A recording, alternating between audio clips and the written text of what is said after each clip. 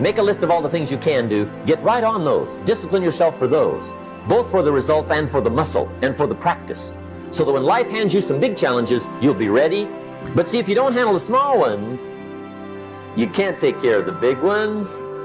Here's the steps. Number one, find out how things work.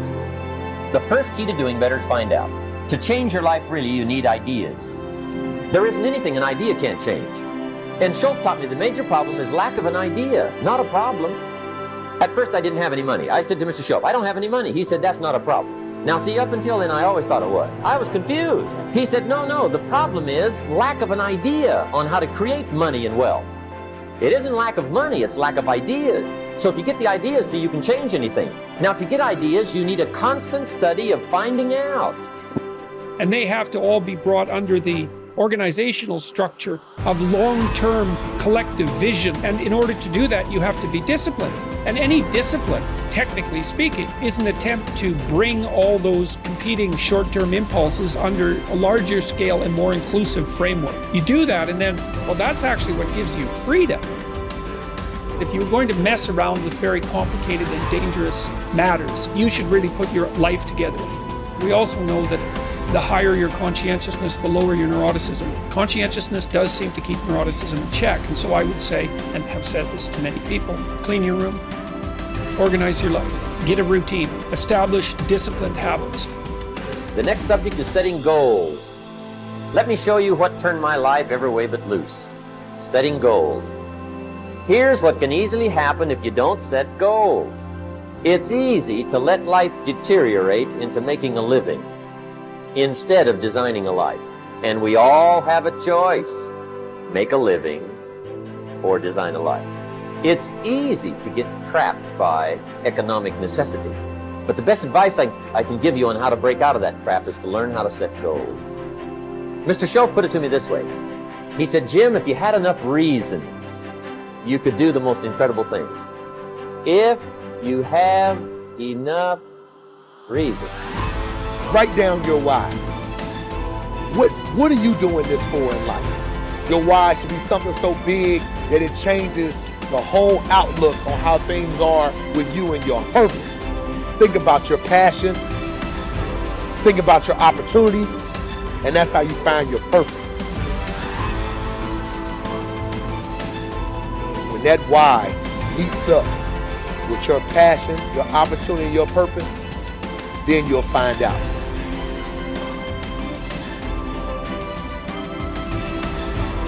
Most of us are standing in a busy street, just letting the opportunities in life pass us by. We're waiting for the perfect situation, the perfect circumstances, the perfect opportunity, the perfect time.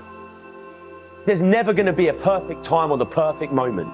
There's never a perfect moment to do something great with your life. Take a look at the clock. That thing ain't stopping for nothing, baby. It's going to keep ticking, keep moving, keep passing you by all the time you're waiting for it to read perfect o'clock. You have to take action now. Whatever that goal is, whatever that dream is that you're holding in your mind, now is the time.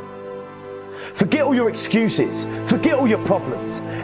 Not tomorrow, not next week, but right here, right now.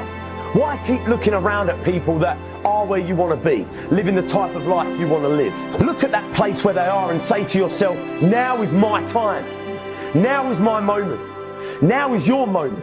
Today is that day. I want you to be terrified of sitting on the sidelines and doing nothing. Waking up in 6 days or 6 weeks or 6 years or 60 years and being no closer to your goal. You've made no progress. That is the nightmare. Do the extra repetition, run the extra mile, go the extra round, make the right choices. Give the full measure, fight back, go down swinging, give every day everything you've got, embed that long-term goal in your mind, burn it into your soul. I got here not because I'm the strongest, not because I'm the fastest, not because I'm the best. I never stopped fighting. It got harder and it got harder, and it seemed the further I climbed, the harder it got. But I didn't stop, I didn't quit. I just kept fighting and fighting and fighting. Think about it, write about it, talk about it, hang it up on your wall, but most important, do something about it every day. Every day, do something that moves you toward that goal, that keeps that goal alive and in sight and in focus. Do what you say, mean what you say, follow through for something for one time in your life. One time.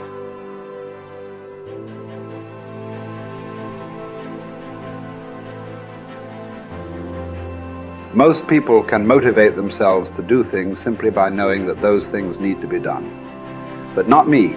For me, motivation is this horrible, scary game where I try to make myself do something while I actively avoid doing it.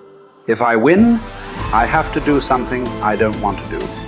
And if I lose, I'm one step closer to ruining my entire life. And I never know whether I'm going to win or lose until the last second. Temperance is not deprivation, but command of oneself physically, mentally, spiritually. Demanding the best of oneself even when no one is looking, even when allowed less.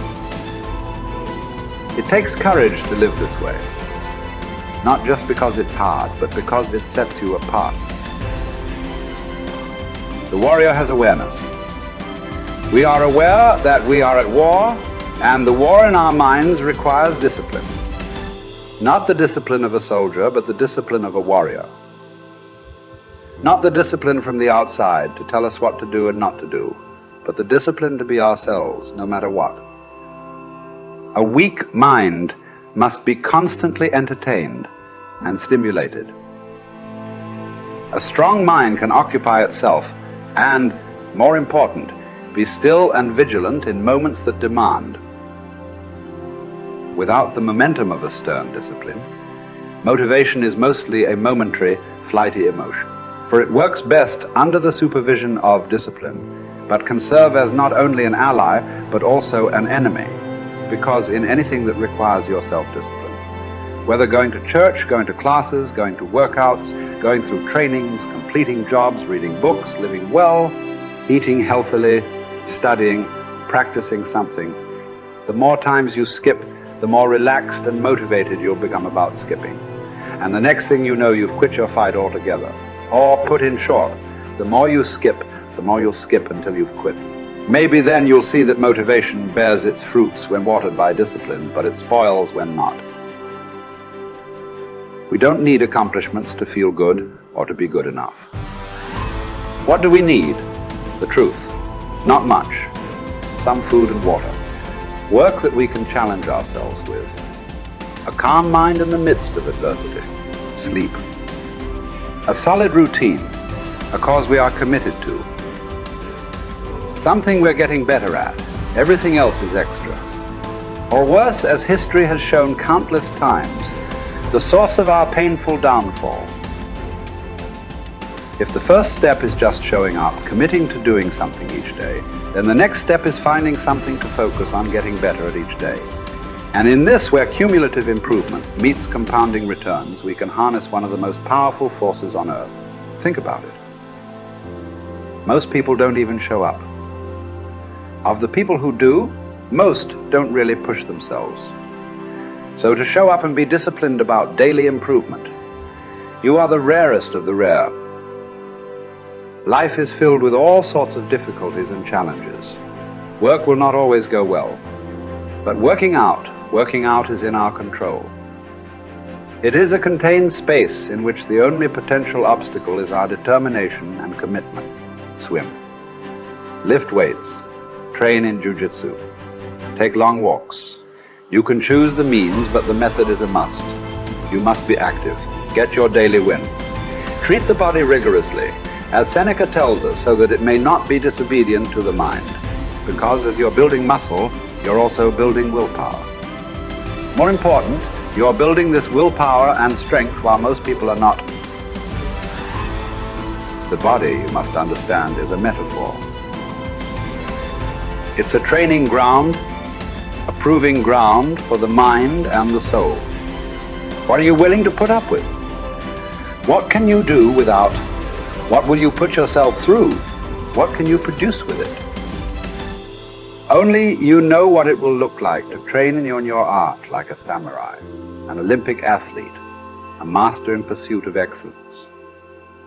Only you will know what you need to practice from morning until night, what to repeat 10,000 times.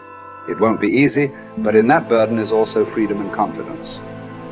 The pleasure of the flow state, the rhythm of second nature, the quiet calmness of knowing that from the practice you'll know exactly what to do when it counts. The pride and the dependability of doing it too.